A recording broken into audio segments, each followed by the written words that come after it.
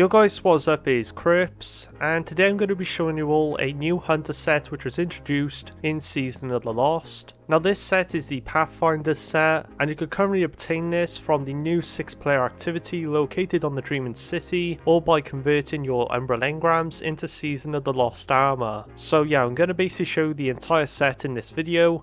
Specifically the helmet, as I think that is really the best piece of this set. And yeah, if you do find this video useful, then please drop a like on the video and consider subscribing to the channel. I've also made a video on the new Eververse set which just came out, so go and check that out as well. And yeah, without further ado, it's time we get straight into the set. So here's the entire hunter set. Now compared to previous seasonal armor, I would definitely say this is probably one of the best hunter sets we've received. And the main highlight of the set is the helmet. So we're going to go over the helmet first. As you can see, it's a normal blue visor. This helmet really begins to shine though when you start applying shaders to it. As you can see, when we apply Neopop Wave, the visor becomes more like glow-like. It's not really intense right now though. It really depends on the shader, the intensity of the glow. For example, here is Gambit Jadestone. It is really bright on this helmet here, but it does give a really awesome look. But yeah, it's really about experimenting, as obviously on some glow pieces, some of these shaders would glow a lot brighter than what they do on this helmet here, so it is just really specific to certain shaders. And one really awesome shader as well, if you do have it, is Vintage Timber. This actually makes the glow pulsate. It's just a really cool effect with this shader in particular. Now there's only one bad thing I'd say about shader in this helmet, and that's the fact you get rid of these really nice gold details. With some shaders it is still apparent, but it will just shader a different colour, and with other shaders it will just fully shader it one colour. That doesn't look too bad. It really depends on what you're looking for with this helmet. If you want something quite simplistic, then this could also really work, as you could see with Jacarina. But yeah, overall it's just a really awesome looking helmet. For any of you wanting to create a Power Ranger, this is probably the absolute best helmet now in the game for a Power Ranger look. Now moving on to the other armor pieces, I will be honest, the other pieces in this set are alright. Now I will show you some exotics with this set and which ones particularly work well with it. But as you can see, the arms here, if you like any leather arms, then these could look pretty cool. I actually like how it comes up here. It also displays the Hunter logo, and again, a fully shadable set.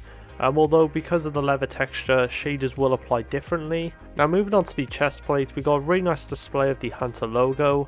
Something I also really love about many sets is when they do introduce the logos of the class. And again, it does shader out the golds. I think it is a really nice slim down chest plate. It does come out a bit on the waist. I am a female hunter as well, so on a male it will come out more bulky. And then from the side profile here, you can see the chest plate doesn't come out that far at all. So again, a slim down look would be really great. Then moving on to the boots, these are amazing if you want some very simplistic boots. Now the only bad thing is that it does shader mainly two colours of any shader. So obviously with Omnicronia we're going to get gold on the knee pads, a bit of a brown and a dark look on the leg. Then with Boreal Chad we'll get a lighter look with some darker greens. So trying to find a shader that fully goes dark will be quite difficult on these. And then as for the cloak, this is probably one of the nicest cloaks I'd say. A really nice touch would have been to have this pink glowing.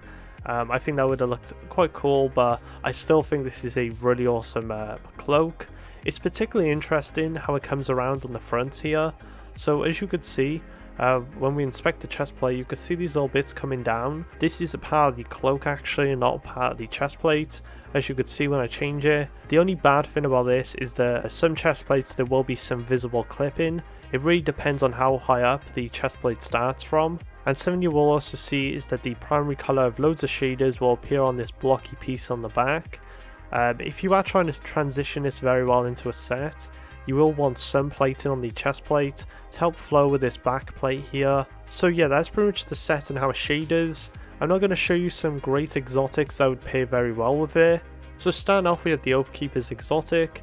I really do love how these pieces look, and obviously you can use it to create like a Queen's Guard set, maybe even using the Wish Ender bow to flow with these arms as well. Now obviously you want to change up the shader on this. The best one I found was Grand Luster. You do want a bit of pink in there if you are trying to keep with the Queen's Guard. And also with these arms here, there is an unshadable purple. So that's something you also want to account for. Now I do want to point out an issue you may come across when using the Pathfinder set, and that is mainly with the chestplate here. So as you can see, it is a bit too simplistic to match really well with these arms and the boots here. As you can see, these boots are from the Nemean set. I'll leave on screen on the left here. This is the new Eververse set from this season. But if you want to use pieces like this or any other highly detailed pieces in the game, then I would recommend just switching out the chest plate. For example, here I switched out for the Nemean as well, and I really would only recommend the Pathfinder helmet and cloak, as they themselves are pretty well detailed and can mix fairly well with a lot more highly detailed sets. And another example of this would be if you tried to use the Arthas Embrace.